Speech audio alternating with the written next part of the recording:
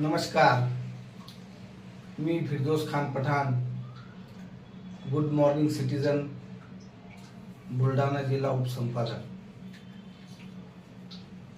काल आमचे मित्र उमेश कुटे, देशोन्नतीचे पत्रकार, यांना काही रेती माफियांना धमक्या दिल्या। मी तुम्हाला सांगू इच्छितो, या रेती माफियांच्या धमक्यांना आम्ही भीक घालणार नाही, कधीही घाबरणार नाही। तुम्ही एका पत्रकाराला धमक्या देता, जे पत्रकार सत्य मांडते, सत्य समोर आणते, तुम्ही त्याला धमक्या देता। मी प्रशासनाला विनंती करतो,